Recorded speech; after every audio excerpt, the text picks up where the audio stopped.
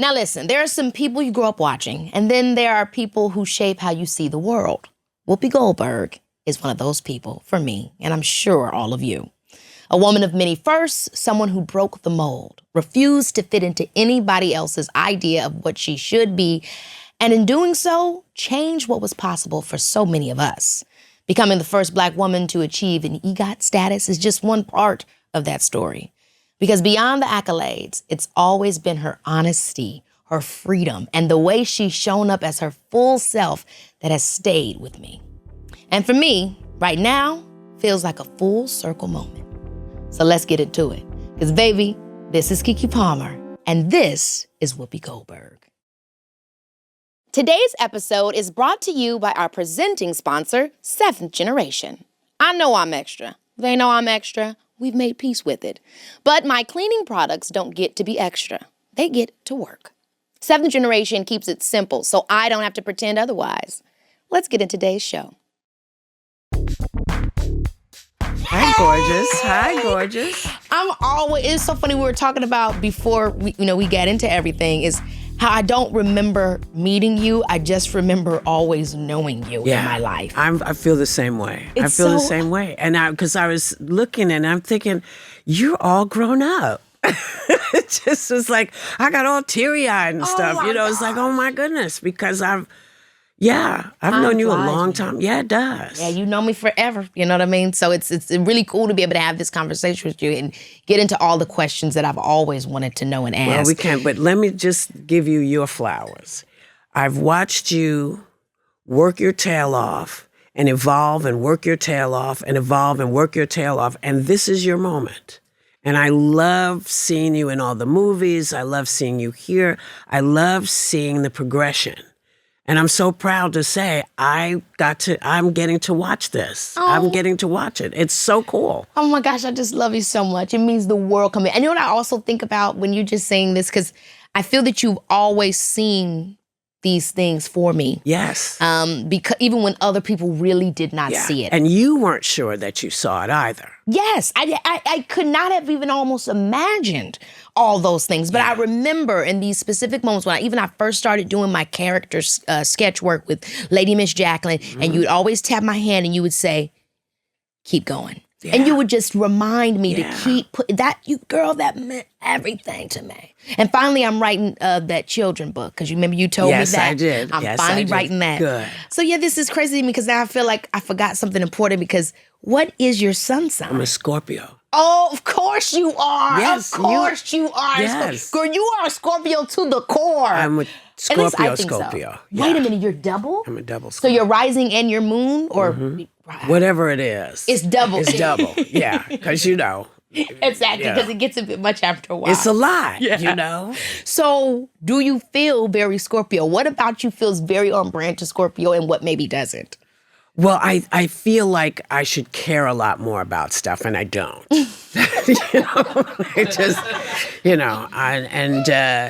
In relationships, I'm fine while I'm fine, and when I'm not, I'm not. Okay. So it's very clear. And you feel like it's always been that way throughout your life, or do you feel like that's how you evolved into, but when you think about your early 20s, were you always kind of like, hey, it is what it is? Yeah, because I had my kid, so I didn't have a lot of, playing around time. Fooling around. It was, you had to be decisive when you're raising a kid and you're a single parent. And so it's always been very clear. My mom was very clear with me. So I was able to evolve into whoever I became and whoever I am now. And the same with my kid. It's like when you have somebody who says to you, listen, your choices are your choices, and you'll make them. They're not always going to work out. But if you stand behind what your choice is and you can explain it, you don't have any problem. My mom always said that same thing. I think about that every time I make any decision in my life. Could I stand behind it? Yes. If somebody were to find out that I did this right here, right now, could I be okay with that? Yeah. If not, why am I doing it? Yeah. You know what I mean? Yeah. Or why haven't I just said, hey, this is what I did, and keep it moving, because it's already done. It's not like you can undo it. This was my life, and I'm not apologizing. This is what I did. I paid whatever dues or prices I needed to, and I don't have to explain it to y'all. Okay. Yes. What would you say is your love language? Have you heard of this kind of thing before? Where it's like it could be acts of service, it could be physical touch, words of affirmation. How do you show love and how do you usually receive it? I don't know. Right. Never thought about it. Yeah, no, exactly. It's never been something that I've thought about. I just, if I'm showing you love, I'm showing you love. However it is, you'll know it when you see it. It's you know so what I mean? funny to me because I feel like sometimes probably most of the times, you're dead ass serious. Yeah. But it makes everybody laugh. Because I think what makes people laugh is the idea that many more people would like to be as I am. And they don't realize that it is your choice. You can decide to be who you are, or you can follow other people. If you realize that everybody's not going to understand or get you, as long as you can live with that, that's okay. You don't owe anyone an explanation unless you choose to give somebody an explanation. And it's so funny that we have such a hard time with that even when we try to do everything right, still everybody doesn't love us. So it's kind of like, why do we even put ourselves in this trick bag? Because it's like, either way you do it. But why do we care? The question is, why do you care? These are people who don't know anything about you. They don't know you. They don't know your life. They don't know your day-to-day struggles. They don't know anything about you. And yet feel confident enough to pass judgment on you. Which is crazy. The question is, do I care what you think? And the answer is no. I couldn't agree with you more, especially in this day and age where anybody can say anything about anyone and you assume that just because you're reading it on your phone or you're seeing it commented on your page, that the person that says it somehow is of value. More often or not, they ain't nobody you wouldn't be cool with. No. So why would you care what they think, I think we've sort of become a human race that requires a lot of affirmation. Yes. Yes. And affirmations are good, but they are like drugs, and you find yourself doing things to get that pat on the back. And it's a lot easier if you don't read people's comments. You don't need to read them. If there's something you need to know, somebody will tell you who's on your team or in your life. They'll say, oh, this is what happened. You say, okay. Or you say, I don't need to know any of this. I'm just putting the information out so people know what I'm doing. Yeah. I don't care if they don't want to come, they don't have to come. I don't need to know that you're mad at me and you not coming. I don't care. Right. It's so true. I wouldn't know if you were there. Yeah, right. Because you're a stranger. A stranger. Their mommy, you in danger, girl. That's right. That's right. That's exactly right. Yes, so true. What is a question you wish you were asking in interviews? Or a question you're never asked that you'd be like, man, I wish somebody asked me about that. Listen, after all these years, I don't know what they haven't asked me. My bra size. Okay. But I don't wear one, so I wouldn't have an answer. I wouldn't have an answer for that. In the words of your line, I want to be comfortable. Yeah. I want to be comfortable. I want to be comfortable. I do not want to be uncomfortable anymore. And these are choices I make. Yeah. I make those decisions. But still so fashionable, too. It's so interesting when you say it because you're also a fashion icon. From your hair, which to makes the clothes me laugh. You wear, to your lipstick. I mean, everything about you can be emulated because it's so specific. Yeah. But then it's you just kind of like, hey, you don't even really think about it. Like, what is your POV of fashion and the fact that you are a fashion icon to so many? Well, I think it's so lovely for people to say that, but it wasn't always that way. There used to be a lot of talk in the old days about how odd I dressed because I wore sneakers to the Oscars. I mean, so sickening. I didn't want to put my feet in those high heels. When I want to do it, I do it. When I don't want to do it, I'll put combat boots on under a gown. I don't care because I really don't want to be uncomfortable in what I'm wearing, which is why the whole bra and underwear thing is a choice, Yes. Sounds so freeing. Well, it is, but there are certain things that have to happen. You have to become a person of a certain age where you're not worried about what your body is going to do. Yeah. You know? Yeah. So you can do that when you're a woman of a certain age, you can free it all up. But you have to wait. You have to wait. Is there anyone that you've met that made you feel starstruck? Oh, almost everybody. Because you know what? I'm a fan of people. Yeah. I'm a fan of actors. I'm a fan of directors. I'm a fan of writers. I'm a fan of dancers. I am the person who wants to see your show. Yeah. You know what I mean? I come and I'm rooting for you because I want you to take me away, or I want you to write something that blows me away. I just went to see, and I don't know how long you're here, but I just saw Ragtime last night. And when I tell you, it was great. Me and my parents were looking for a show to go see. This is one of the most exquisite musicals, and this cast, they're over at Lincoln Center. It is spectacular. I'm telling you, go and see it. Because what it does is it gives you a really wonderfully general explanation of this country. Okay. How all the different people have come and how we try to avoid each other and how we just ended up mixing in with each other, which is why we have so many different, so many different languages, so many different feels, so many different looking people. Yeah. And to realize that people have always treated immigrants rather nastily. Mm-hmm. They've always treated women like they're dumb. All of these things. But in this piece, it all comes together. And it was a great movie. It's a spectacular book. But this cast, this is one of the best things I think I've ever seen on Broadway, ever. And they're not on Broadway, but they're at Lincoln Center. It is one of the finest pieces of work I've ever seen. I'm definitely going to be checking out the way that you've said this. Please go see this. I'm saying to everybody, I love a good show. I love a great show. The voices in this. Oh my God. In this. Baby. Yes. Yes. It's heaven. I'm also excited because obviously you broke, the mold with your one-woman show in 1984 with the Whoopi Monologues, and you're actually getting ready to do a production again with 5 actresses. Actually, I'm not doing it. Who's doing this? This is Kerry Washington's baby. She's put it together. She put it together. And it's Kerry, it's Cara Young, Whitney White. Baby, it's all these dynamic women. And she makes a joke and says it takes 5 of us to do one show that she did.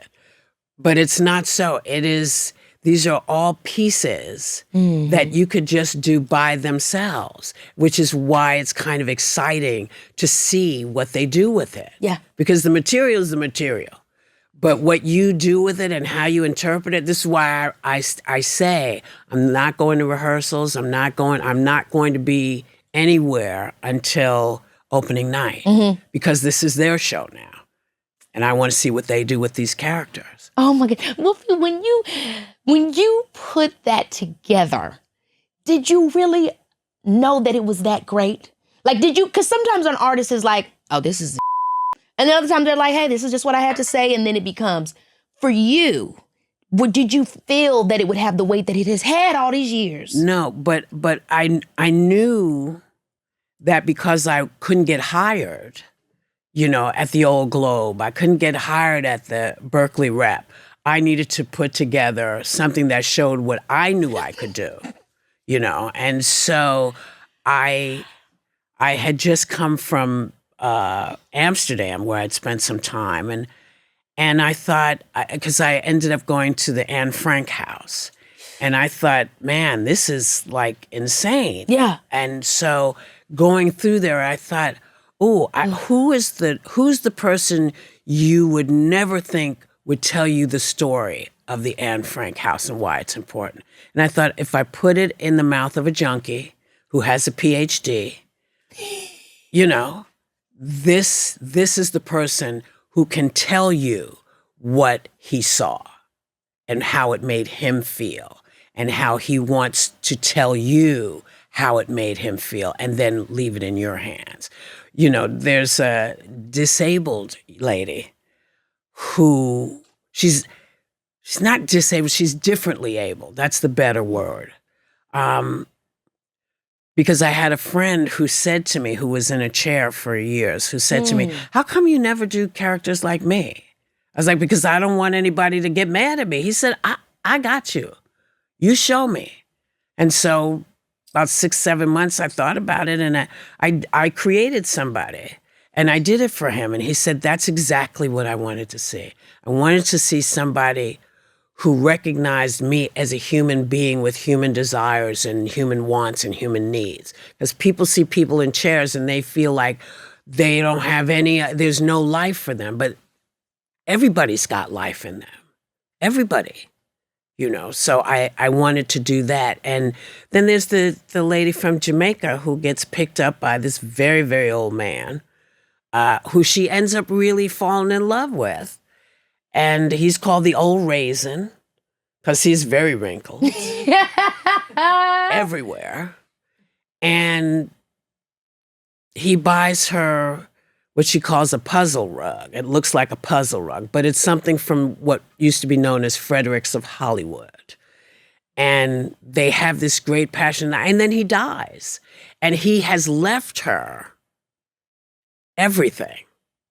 She had no idea. She'd been working for him for maybe 2-3 years, and then they kind of would hit and run, and he left her everything. And it is a story of being open for anything.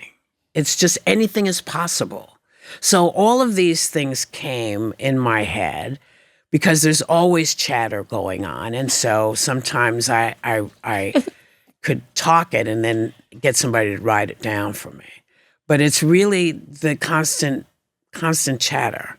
And so it'll be great to see how other people interpret that chatter and see where they go with it. When you get on a stage, what is the process? And are you in your body the whole time or do you leave it? It depends on what I'm doing. If I'm just, like I used to do Vegas a lot, I'd go and I didn't do the characters there. I would just do my rendition of stand-up, which is just storytelling.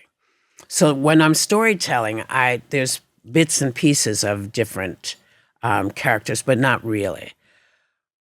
But when I'm in the character, I'm in the character.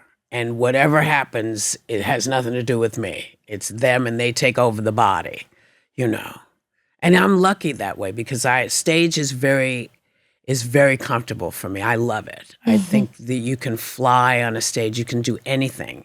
So I don't necessarily have to create a story. I just know where I want to start. Like I've begun to start working on maybe getting on stage, just doing a little bit of stuff because, I just turned 70. And that's crazy. It is crazy. Nobody is more shocked than me. I know. Nobody is more shocked than me. Every time I say it, it's like I'm repeating it for myself to make sure I get it. But I was scratching my face and rubbing my face, and I was like, wait a minute. Is this a whisker? I'm howling. Do I have a whisker? Now, I started out, with what's the guy in he's the Speaker of the House now, Johnson? I started out with Mike Johnson in my lap. Then I woke up one day and it was Paul Schaefer in my lap. And now Mike Johnson's on my face. You know what I mean? Because, he's got all that hair. So I started out with Mike Johnson in my lap. Went to Paul Schaefer in my lap. And now Mike Johnson is on my face. Yo, Whoopi, please. This is the kind of stuff that comes to me out of nowhere. And you said before, I'm a little kid that grew up in the projects that became the luckiest person on earth. Yeah. Were you doing this as a kid and not knowing that it was a skill or that it was a talent or a gift? No, I was watching and absorbing because my mother and her cousin, Arlene, would do characters to each other. They would be talking such about people. They'd be talking about, Okay. oh my God. And they would, and they did every group, every sex. They'd be men, they'd be women, they'd be just talking to each other, just talking about what somebody was doing and telling stories to each other. And that was all going in my head. And my brother was funny. My brother Clyde was funny. Clyde was very funny. So I grew up with people who were much funnier than I was. But what I figured out is they poured all of that into me, and I got us over the line. Oh, yes. I got Isn't that us so over the interesting? line. Because I always talk to people about my family, and people assume that when I'm at my family, I'm the loudest one, I'm the most talkative Right. one. No. My family is full of characters. My dad is 1 of 9 boys, all crazy, kooky folks. Yes. And those are the people that I am emulating. Yes. My love, my pride for them, whatever visibility that was not accessible to them comes through me. You know? You get them over the line. Yes. You Wow. know? Your mother has said, or you quoted your mother, Emma, saying, cry about what you don't have or figure it out and then go do it. Yeah. And you said something earlier on in the conversation that I really want people to, especially creatives and just entrepreneurs, to understand. Because you said when you decided to do the monologues, it was because no one, you needed people to see what you were. That means you invested your time, you invested your money. You were the person that stepped in first. Yeah. And I don't know that everybody understands that, hey, that's what it takes. Well, that's what it is. You know, if you're not getting what you need, then create what you need and hand it out. Let folks see it.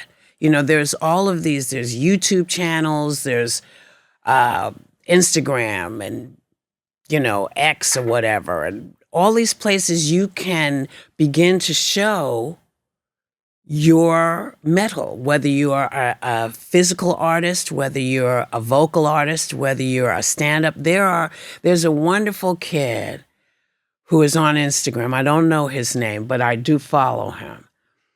He's now in commercials with Swiffer. And it was like, well done. Well done. Because people don't know if you don't tell them. If you don't show them, they have no idea. And now we have the ability to show people, and you can't expect it to happen overnight. It's a long process. It is. And it ain't always fun. It's so true. And I find myself, and I've seen you talk about it as well, because people want to know, people want advice, but they don't always want to know the truth about what gets them over the line. Yeah. And I know people did the whole first on the call sheet and all these different kinds of things. The main thing that I'm always saying is like, you got to produce what's there. Yeah. And while we're fighting for more money and we're fighting for more things, you also have to know that it's going to take you. It's going to take you. I wish it were different. Yeah. I think, I would love for it to be people just coming up and we getting this and this, that, but it actually isn't true. Yeah. How do we help and tell the truth and get people prepared and set up without it seeming like we're not trying to change things? You know what I mean? Well, it's always like this. It's like this, I think, just in life. People, you hear people saying, and you guys, you're the older generation and you didn't fight for this and you didn't. It's like, I'm sorry. Sit down. Sit down. Literally, though. We did fight for this. Yes. They talk about being woke. We would never sleep. The women that I grew up with were never asleep. So you can't wake them up. They've had to always be on point and know what they were fighting for. Yes. And how to fight for it. Because you can't just go out and smack people. You have to explain, and it's a pain in the ass. It is. But you have to explain to people why this is what you want. And they're not always going to give you what you want, but they can't lie and say, I had no idea.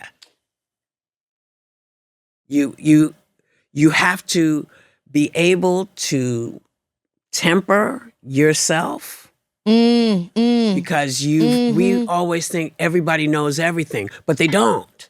Because ain't nobody thinking about you, really. You know what I mean? I hate to say it, but it's like they're not. Yeah. So it's like if you're thinking about you got to be willing to do the thing. You gotta and it's so funny because I remember for me, personally, when I was doing my sketch work, when I was creating these characters, when I identified the character of Keke Palmer making her way through in comedy. I did a series called That's the Gag, Awesomeness TV, Brian Robbins.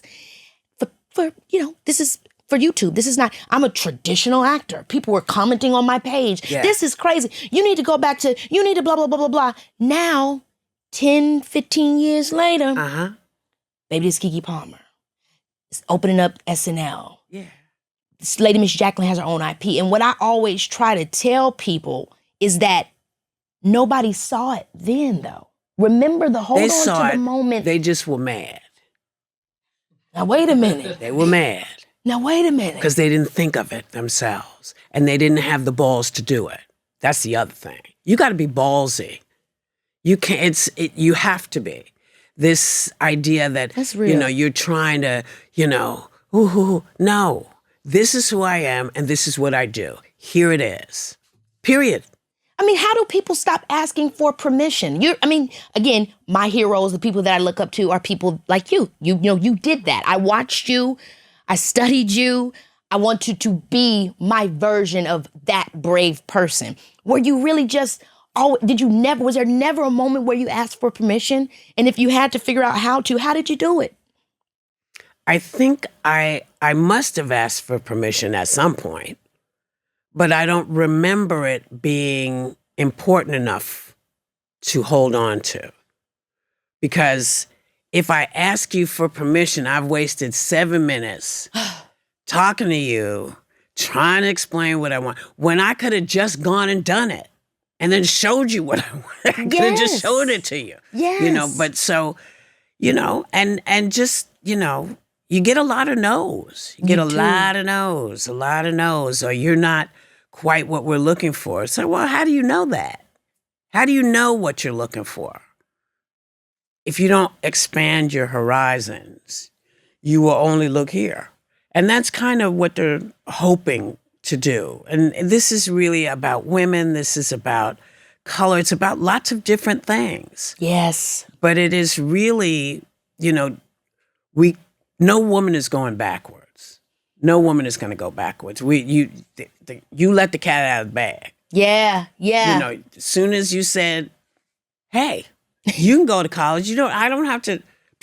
Women went to college. Women started working. Women took over a lot of stuff. Yeah. A lot of people got mad. They said, well, what? You? It's like, yeah, me. Then he got all these people, all these young people coming up, and they're saying, hey, well, why do we have to pay attention to this? Because if you don't, it will disappear. That's why. That's so real. That's so real. And the concept of how we fight to maintain something and have the stamina to sustain it, it's difficult in these times because you feel like, man, we ain't nobody going backwards. And then you see actual government things actually trying to put us backwards. Yes, but here's the fabulous thing about a storytelling people, of which we are, and Native Americans are, the Irish are. They would tell a story. Because we are an oral people, you can take down as many signs as you want to. That's not going to stop us telling the stories. We know our history. The Irish know their history. The Japanese know their history. The Chinese know their history. Black folks know their history. Women know their history. You can't stop the oral part, because that would mean you'd have to get into our brain and shut it down. You can't do that. You can't do that. So people need to remember why it's important to always talk about what you know, who you are, where you've been. Native Americans, they know their history. They know how they saved us in World War II with the code talkers. It's not on take it off any wall you want to. But that doesn't mean it didn't happen. And as long as we can talk, we will continue to tell those stories. And you can run and hide and pretend they're not there, but it doesn't mean they're not. Yes. So don't sweat that stuff. I don't sweat it anymore. That's very empowering. It is, especially when you feel like I'm always trying to figure out, and look, the thing about it that I've also had to understand and realize is that there's not much that I can really do. Obviously, I can And there's a great quote, I always say it from Mother Teresa, no great things can be done, just small things with great love. So it's perspective is always, I'm always looking for the perspective that helps me to see my way out of something, you know? What is something that your family knows about you that you feel the public maybe still doesn't get or you know, doesn't understand? Oh. So much. So much. Baby, this is Keke Palmer, yeah. I am, by every definition, a lot. My outfits are a moment. My reactions are gig. I've been called dramatic in 3 different group chats this week alone, and every single time I said, correct. That's just who I am. And honestly, I've made peace with it. But somewhere along the way, I learned there's a difference between extra where it counts and extra where it's just showing off. And my old cleaning products were absolutely showing off and doing more to cover up than to actually clean. Girl, sit down. So I switched to 7th generation. Bio-based cleaning power that handles the job without the theatrics, plus no dyes, artificial fragrances, or bottles full of ingredients auditioning for a part they didn't get. It just works. And it doesn't need to announce itself while it's doing it. 7th generation provides a powerful clean without anything extra. So, if you already bring the extra to the function, make the switch today to 7th generation. A powerful clean without anything extra. My son Leo sees everything. I mean that literally. The kid misses nothing. Every detail, every person, every moment that most adults would walk right past, he is fully present for all of it. Traveling with him has genuinely changed the way I move through the world because he reminds me to actually be in it. And what I've learned from traveling with Leo is that the best trips aren't about where you go. They're about what you're dropped into when you get there.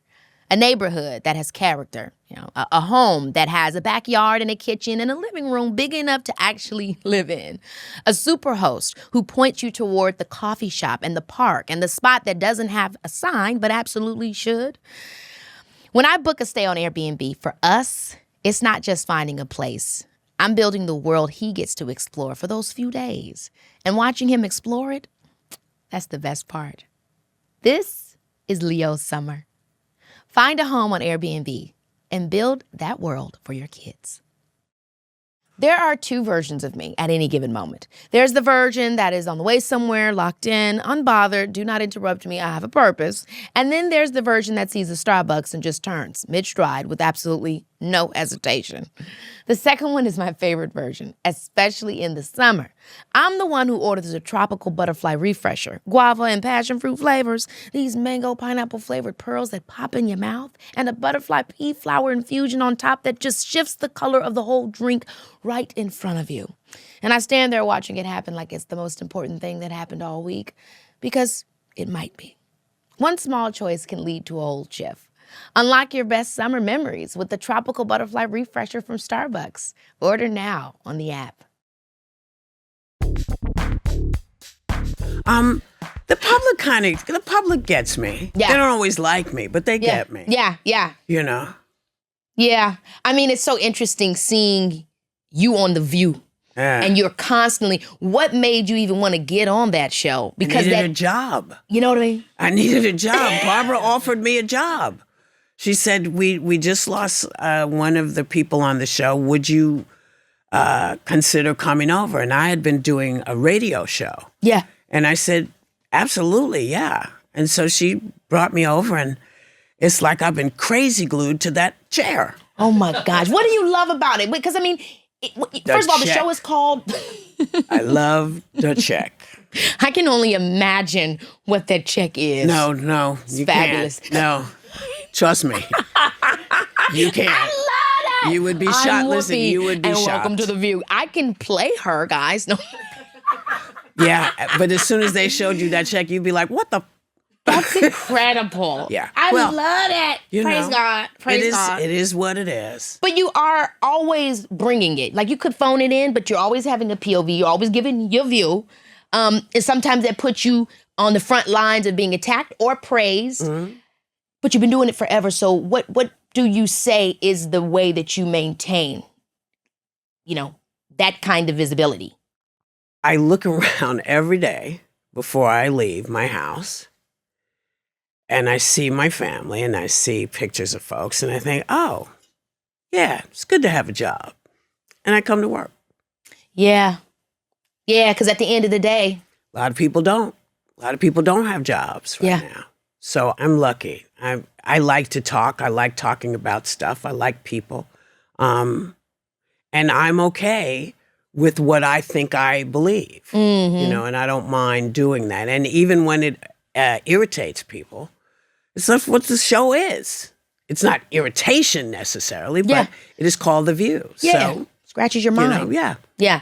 I'm curious because every comedian that people that consider a comedian or comedic actor or someone that jokes is always very intellectual. You know, they have it's always so much more than what the joke is presented. And so it just makes me ask to you, why do you think comedy is very rarely seen in the same prestige of drama? Meaning, like, I think about the Academy Awards and I think about the character work that comes with some of these things that we just consider a silly comedy. And I just wonder why does it not, it's so hard to make somebody laugh and it's so hard to take a real situation and make it funny. I think it's you know, because it's subjective. What you like doesn't necessarily go with what I like. Like, I loved that the two Academy Award winners this year were in horror movies. I feel similarly about horror. Love my horror movies. Yes, because genre, it gives comedy and horror are a similar touch point of helping you it penetrates you in a way for you to take something deep in. Well, it's this, I mean, it's all one thing. It's all one thing. It's your emotion. You know, it's just your emotions. But I like the thrill that I get from something like The Exorcist. Oh my gosh, yeah. You know, I just really like that. And so watching Michael B. portray two people. That was so good, that movie. And win. You know? I was thrilled. It's like, come on. And Amy Madigan. That weapons role. Baby. Talk about character. Yes. That lady was jump scare on the screen. And she is shout out to Ed as Harris. Good an actor as you can find. Ed's fabulous, but Amy is no joke. Come on. I mean, talk about range. Uncle Buck. Hello. You remember that one? Yes. You know, it is just, you know, it's like they used to say comedies never win, you know, but then Cher won. Yeah. And then I won. Yeah. You know, and so it's subjective. Yeah, it's something that I always think about because I just love comedy. But speaking of your characters, how many, and just what we've been talking about carving your lane out, how many of your roles were written for you? Where they were like, hey, this... Two. Color Purple. That Color Purple. Damn, that was so... It was great. Yeah, Menno Mayers wrote that, and he wrote that with me in mind, which was great. I just can't with you, Whoopi, because it's just too much. When I think about you and your work, it is like seeing so many different people. It's like actually brand new people. The fact that person is the same person in Ghost, and that's the same person in Sister Act. I would like to think that one of my favorite actors would be very happy to hear you say that. Marlon Brando. Because people would say... Yeah.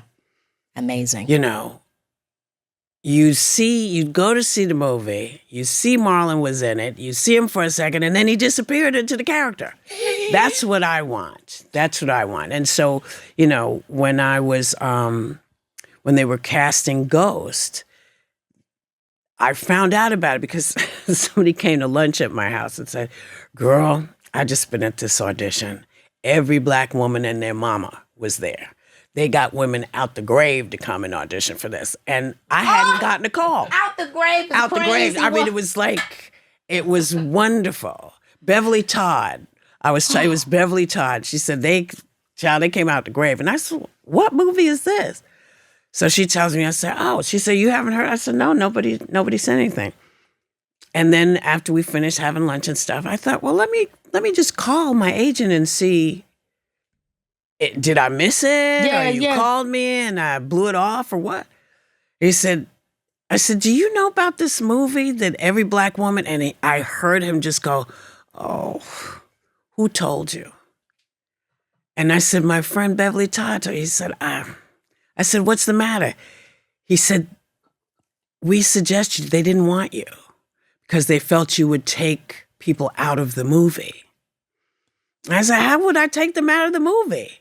I mean, I don't understand. And they said, well, and as it turns out, the casting director had been saying, you need to talk to Whoopi Goldberg. You need to talk to, and they wouldn't do it. And then they hired Patrick Swayze, and I was in Alabama shooting Long Walk Home with Sissy Spacek. And an AD comes and says, you have a phone call, so you have to run. Because in those days, there's no cell phone. So you got to walk all the way over to the office. I'm howling. Just, and you pick it up and which line? Oh, you hit the line and say, hello. And it's my agent. He says, you remember that movie they didn't want you for? I said, yeah. He said, well, they hired someone and he's going to be the lead. And he wants to be in it with you if it interests you. I said, oh, okay. Do they know I'm down in Montgomery, Alabama? Say, yeah, they're willing to come down there. I said, who is it? He said, it's Patrick Swayze. It's Patrick Swayze and the director want to come down to see you. And I said, okay. So they came down, and Patrick and I hit it off right away because he's just a really funny, wonderful man, and I love the director. And the next day after they left, because they literally flew in, we had some fun and did some improv and worked together. And the next day they offered me the part. And he kept saying, why haven't you called her? Did she turn it down? Does she not want to do it? They were like, and they finally had to say to him, no, we thought it would be too much for her to, it would just weigh it down in a way we didn't want it. People are so crazy. Well, I guess they thought, I don't know what they thought. They don't either. But the casting director, who I love, and I'm kicking myself because I don't have her name at hand, but she had been my champion all the way through. And when they finally hired me, she said, you see, I told you. Another story of you advocating for yourself, though. What happened with Sister Act? Which one? You getting into the role. It was for Bette. They wrote that for Bette Midler. That wasn't mine. How did you get up there, take that lady movie? I didn't take it. I was looking for work. Crazy. I was looking for work, and everybody always has the. I was looking for work. Well, but it's true because apparently I'm black. Yeah.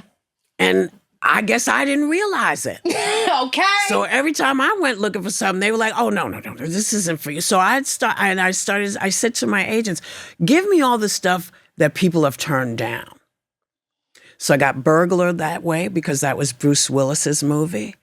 Jumpin' Jack Flash was Shelley Long's movie. There's a whole bunch of movies. Oh, I got. Hey y'all, call it. What's the Jennifer Lawrence didn't want? Yeah, send it to me. Yeah.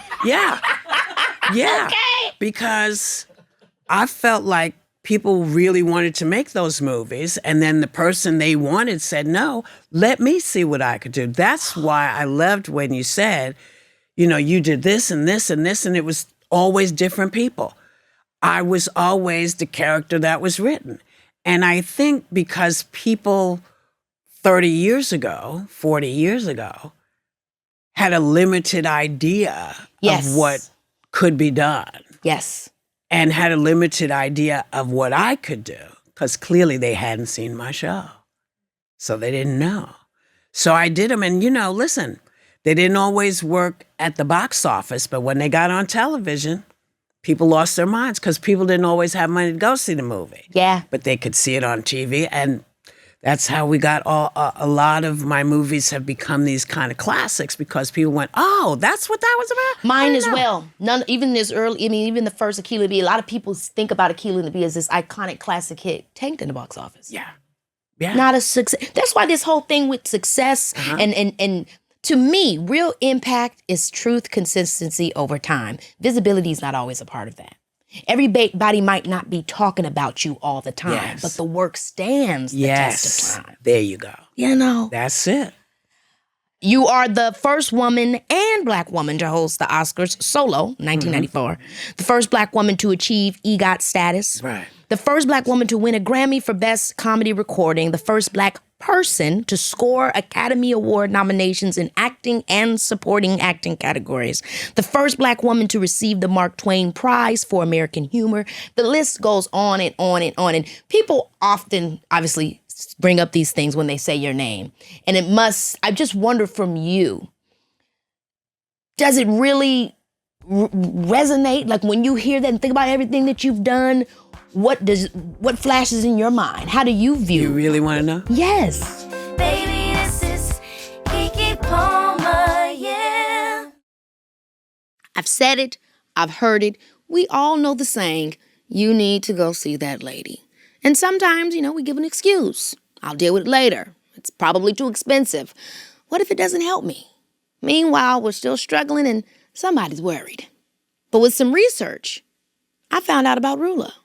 It's a real healthcare company. Sessions average about $15 with insurance, and they tell you that cost before you book. Providers are vetted, outcomes are tracked, and the majority of patients report genuinely feeling better. You can find someone who specializes in exactly what they're going through. Don't talk yourself out of therapy because you think it'll cost too much, won't work, or you have no idea where to even start. And trust me, that advice goes both ways. If you're ready to stop talking yourself out of finding care and making progress, then head to Rula.com. That's RULA.com. And take the first step. So I need to talk about something that has been taking up a lot of my mental real estate lately. It started casual. I just stopped in, wasn't even planning on it. And now I'm thinking about it in between meetings, telling people about it who didn't ask. This is a tropical butterfly refresher from Starbucks. And I am fully aware of how it sounds right now. Guava and passion fruit flavors, mango, pineapple flavored pearls that pop, and this butterfly pea flower on top that shifts the color of the whole drink right in front of you. It's beautiful and delicious and mesmerizing. I don't know where this is going, but I'm not asking questions. Unlock your best summer memories with the tropical butterfly refresher from Starbucks. Order now on the app. What flashes in my mind is this going to help me pay my rent? Is this going to pay the mortgage? I mean, because, listen, every accolade I've received, I'm grateful for. Yeah. But it doesn't always translate into... You better speak the truth about this. Yeah, it doesn't always translate into work or people. It's nice that I have all those things, but do I constantly have to say to people, I'd like to work with you? Yeah, because I don't come right up in your mind. I'm not the first one you think of. So I constantly say to people, yes, I'm still open for this. And especially now, because people say, well, you're on The View. You can't do anything. If I need to go, I go. Okay. If I need to go. Yeah. But she'll tell you. It's interesting because we have these concepts of traditionalism and what is most prestigious. And a lot of times people get wrapped in that. Well, because you are an Oscar-nominated actor, you can't do this and blah, blah, blah, blah. Would you even, and then you're talking about paying the bills and money. I mean, would you say The View is the best paying job you've had over the course of all the things you've done? No. Oh, it isn't? Okay. No. Okay, now that's T. No. But I bring it up to just say that I think a lot of times we assume that what we think is the most prestigious or what we think is the most dope for our title also resonates to what we're receiving in our pocketbooks. No, the truth of the matter is very few of us are actually making the kind of money you're reading about. I know. It's just, that's just the way it is. And people always do wink, wink. And I'm like, no wink, wink. Because if I had that kind of money and I love my job, I don't know that I'd still be doing it. Yeah. This is You a know, good I question. don't know that I'd still be doing the show. But a girl's got to eat. And, I never married well. Ugh. So I still have to support myself. Yeah, period. Yeah. It's so real. Me too. I ain't married, but I don't know how it'll go if I do. Well, just always remember that it's important that you marry somebody that you like, who makes you happy and will annoy the hell out of you, but that you always make sure you have what you need. Also, it's no put down on your husband or your wife or whatever, wherever your mind is, but you always have to have your little portion of the sky. Yes. This is the hell with it money. That's not what I was going to call it, but I'm not sure how far you can go with the words. So Okay. that this is your hell with it money. You must always have your own hell with it money. My mom always told me this. Yes, She's it is always very told me this. important. It's important for your own well-being because somebody said this to me years ago. It's all fun and games when people say, yeah, that man has to have this, he has to have that, he has to have this. But what happens if he dies and all his money goes to his other family or his kids or to his mother or whatever? You have to have yours. You have to have yours so you can survive no matter what happens. And that has always stayed with me. Always stayed with me. Make sure you take care of what you got to take care of for yourself. As an artist, Yes. and when we're constantly, because I'll say this for me, not everything, but more often than not, I could see myself doing what I do for free. I love talking to people. I love performing. I love entertaining. All that's fun and that's enjoyable. Yes. But the reality is we have to eat. We have to, live our lives. Yeah. How does one? Because obviously the industry is never going to value you of your true value. No corporate, no industry ever could do so. No. So how do you measure your value? How do you know when it's time to ask for money and when it's time to actually the relationship is more important here and that might turn into something more? Like, what are the ways in which you know when maybe this job isn't going to be about the money, this job is going to be about the work? How do you measure it? Well, I have friends who make movies and I do a little piece in their movie and I just did, you needed some, so I did it.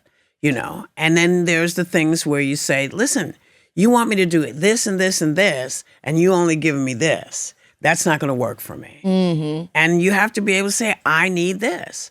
And you have to know, and you have to, you have to fight.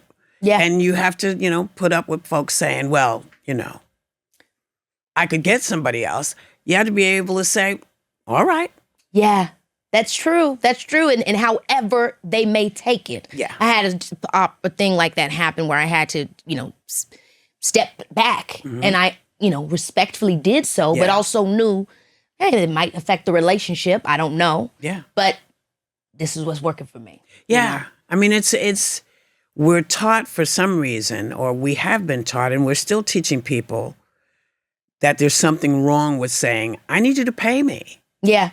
Like it's like you're not supposed to do that. But the truth of the matter is, you got stuff to do. Now, don't get me wrong, because I like the finer things in life, because I'm a bougie kind of girl. Okay. So I do make sure that my bouginess is taken care of. Yeah. But you must always ask for what you want. And sometimes you got to negotiate and you got to meet in the middle. Yeah. But it's up to you to say, this is what I need. Mm-hmm. And when they say yes or no, you say, okay, well, if this is where we are, here's where I am now. Right. Yeah. And I think, in my mind, it's like that could go either way. Yeah. That could go either way. Yeah. Not wrong or right. Not necessarily right, I should say, but it is the cards that we're dealt as artists, as people, not even just as artists. This is my favorite quote from you. Okay. Let's make sure it's one of my quotes, because there's a lot of quotes. I hope this is, because this is one of my favorites. I don't want anybody in my house. Yes, except it wasn't said like that. What was it said? I don't want anybody in my... What was no, it? I said I didn't want to live with anybody. Yeah. I just don't. I don't want to live with anybody. So why do people get all, so I feel the same way. Yeah. I mean, I live with my sisters and obviously my son. That's one thing, you know what I mean? But why is it so crazy when women say stuff like that? I think because people want you to believe that you need to be in a relationship. Why do they want that though? I don't know, but I am in a relationship with my family. They are enough. They drop their stuff everywhere. They do all the stuff that, I don't need that. I don't need somebody I kind of just met like 10 years ago or whatever. I don't need them in the house. I'm barely dealing with all the family in the house. Yeah. So that's why they don't live with me. Yeah. I also feel like I love. I'm always open for love, platonically, romantically, hopeless romantic, all that kind of thing. But, and this is through obviously trial and error and experience, I just have realized that I don't value connection if it doesn't allow me to be my full self. Yeah. I don't want to feel in any relationship. And this is why I'm so grateful to have the family that I have. They let me be me. That doesn't mean I don't consider them. Yeah. That doesn't mean I'm not respectful. Yeah. That doesn't mean that I don't center them when the moment calls for it. Yeah. But there is this idea, not everybody, right? But I think, majority is that love has to cost you. That there's this idea that in order to have true connection, your expression of your love, your expression of engagement is simply not enough.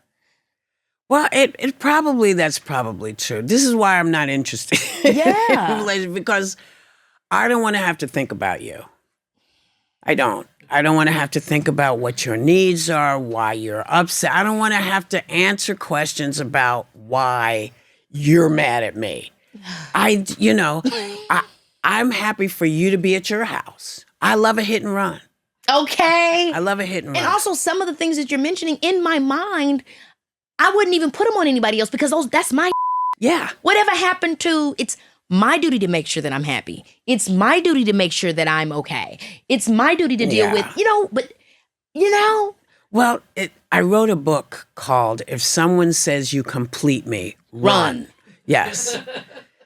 Because that's not what I need from you. I don't need to complete you. I need to do me. And I need not to feel bad or to make myself less than in order to make you feel better. Like it just doesn't make sense. Well, it makes sense to lots of people because lots of people do that. Lots of people let themselves be diminished by their partner. And I don't think that's a good thing for anybody. This is one of the reasons for me that I don't mind being not attached. Yeah. I'm okay being not attached because I love lots of people. Lots of my friends. I love them to pieces. Maybe a couple here and there. but not, not that thing that. And I tried to be married several times. I tried to do it. I kept thinking I'm doing this wrong. And what I was doing wrong was trying to be not me, but what they wanted, the me they wanted me to be. And it was too, and I'm very cranky. So I get just very pissy, and then it's like, I can't do this anymore. That's me too. Yeah. And that's me too. And I feel like, again, when I say the things I say, a lot of times people think that means that I'm not hopeful or that I'm being bitter or they put all these negative attributes to it. But I just love how you speak to these things, these conversations. Tracy Ellis Ross also speaks about it too, where why does a different ending than what you expected mean that it didn't work out? Yeah. Just because somebody likes being on their own doesn't mean that they don't like connection. It doesn't mean that they don't have connection. Yeah. It just means that there's a different way to live your life. And what if that is okay? Yeah. Like, you don't get married. It doesn't last. Why is that so? Well, listen, anytime somebody tells you about getting married, you just remind them that Goldie Hawn and her husband Kurt Russell have Russell. had this magnificent relationship for years, and they didn't get married. Yeah. So it can work. It can work. It requires you to put the effort in if that's what you want, you know? Yeah. Yeah. I love that. I just love hearing that. And I love having those conversations so that I think other people need to be encouraged that it's okay. It's great to have love. We all love having sex, more of that. But, on the other side of that is there's so many other ways to fulfill your life too. Well, yes, and don't forget, and you don't know this yet, but it will come to you at some point. Sex ain't everything. It lasts, it's wonderful while it's happening, but there has to be more to whatever you're doing than just that. Or just call it what it is, a hit and run. Hit and runs, as I said, are fantastic. But if you're going to involve yourself with someone, it should be in a wider scope because they may not always be able to fulfill what you need. Does that mean the relationship is done? So it's yeah. Girl, with all the when new somebody- toys that are out there, please. Get a toy. I remember there was another good advice you had told me where you said, I don't know what I had said, maybe something like, they don't know how to please, something about pleasing. You was like, you must know how to please yourself That's first. true. I was like, that was right. Yes. You must know how to please yourself. Because how can you first. tell anybody else what to do if you don't know? Girl, when you said that, I went to work that There night. you go. See? I want to play this game with you, but also want to mention that you've always been in the cannabis space, which I Yes. think is simply fabulous, whether it's, topicals for pain and just always pushing up. It's so great to see how far it has come. Yeah. You know what I'm saying? Yeah. I remember when I was a kid and then now it's like you can go right into the stores and get it. Yeah. And it's a wonderful thing because you can actually say the name of the plant. You know everything that's in that plant. Yes. And it comes out of the ground, it grows, and I'm all for medicine that is good for your body. Mm-hmm. And I like things that get you high as well, but my focus is more on the medical aspect because lots of my friends have had cancer, and I've watched over the years that it is a great way to keep people eating when they're going through chemo, because a lot of times people stop eating because they're nauseous and stuff, but with the cannabis, it helps them keep their appetite, which helps them keep their weight. Yes. So for me it's a real boon, but I'm a big fan of it. Yeah, I am as well. Something that we had talked about it before, and I meant to come back to it when we were talking about the money and stuff. Because I'll say for me, this is one of the main reasons I've diversified. Mm-hmm. And I can beg and I can kick and I can scream to my industry and say, pay me more for this and pay me more for that. But there's a certain thing as precedent, because a lot of times the only thing we're talking about is banging, banging, banging, and then handout. It's never, here's how to get around it. Here's how to make it work for you. Here's how to set your boundaries and create the landscape. And so I just find myself, when I hear the conversations, wanting to talk about the other side of it. Doesn't mean that I don't agree or understand their POV, but, this is a reality. Listen, everybody will do what they need to do to get what they need. If this is what you got to do, this is what you got to do. It's always great to have allies who can help. It's always great, but you will have to say it every time. You have to say it always. And I was chuckling because I was thinking about what we made when we made Color Purple. Wasn't near Probably that. scale. Yeah. So listen, get what you can, make sure you can back up what you need. Yeah. And keep the fight up. And it's going to be a fight because we're not going to be, for some reason, I'm not really sure why, because it used to be, well, you don't sell overseas. Well, that's where all my people are overseas. Okay. Yeah. So you say, well, that doesn't really make sense. You can say you don't have the money, you don't want to pay me. That I can deal with. But don't tell me it's because of this, because I know that's not so. Yeah. So you ask for what you ask for, and you make a decision. Can I do this for this? Yeah. And if I can't, then I don't. And I think that's what I like to spend more of my time on. And that's why I was talking so much to you about, the roles that were actually made for you as opposed to the ones you had to fight for. Because I just want people to make it. And I don't want them to think that it'll ever get easy. That's what I feel like a lot of times there's this idea that you win an Oscar, work is done. Yeah. You did a blah, blah, blah. You had a hit movie, work is done. Yeah. It's just simply not true. And sometimes if you know the truth, you might say, this ain't for me. Well, here's the other thing that you have to keep in mind is that there is a hierarchy. There are men, and then there's black men, and then there are white women, and then there are black women. And the scale is not equal, but it never has been. It was never equal. I don't think Betty Davis made as much as Clark Gable made, and I don't think Hattie McDaniel made as much as Joan Fontaine made. So it's always going to be, you're always going to have to fight for. You always have to fight for what you want. You don't always get it. They don't always get it. And it is a company. And the company's thing is to make money for their people. Yes. You're part of it. Yeah. And so yeah. Do It's your tough. best, try to get what you can get. And if you get more than you thought you would, yay. Yeah. And keep moving forward. Yeah. I love that. I love that. Okay, if I have time for the game, I'll do the game. I want to hear the game. Okay, the game is wanna really hear the game. cute. Yay! Oh, yeah. She's kidding. She's kidding. She actually hates a game.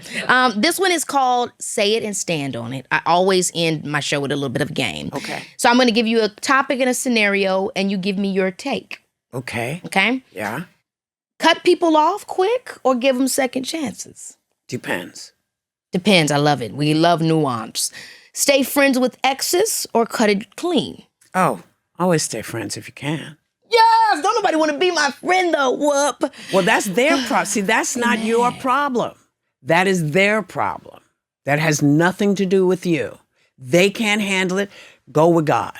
That's okay. But that is not your issue. So toss them. That doesn't mean that doesn't, if they're not smart enough to know how to be adult enough to say it didn't work, that's okay. But I liked you. And that's why I was with you. Because we were friends first. Okay. Mind your business or say something when it's wrong? Depends. I feel the same. Yeah, it's like, hey, what's it involved? Yeah. Love should feel easy or love takes work?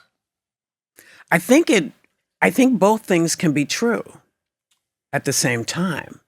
Yeah, because it's like, with my job, it takes work, but it feels easy because I love it. Yeah. So I don't have to mind it. Okay. Cancel culture holds people accountable or goes too far? Again, depends. Yeah. Last one. Yep. Chemistry matters more or compatibility matters more? I think compatibility matters more than chemistry. Yeah. Yeah. I'm learning that one. All right. This has been absolutely a time.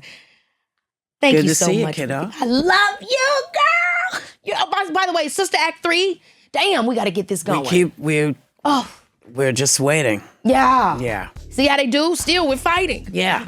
Fighting. 7 Two years. hit movies. 7 years, baby. We've been fighting. Oh my gosh, you are just so awesome. Whoopi is literally everything to me, okay? She didn't just entertain us, she expanded how we see ourselves, what we believe is possible, and what it looks like to live on your own terms. I thank her so much for her honesty, clarity, and freedom. I mean, it means more than you know. And to everyone watching, let's hold on to that. The freedom to define ourselves is a very powerful thing. Until next time, on Baby, this is Keke Palmer. Baby.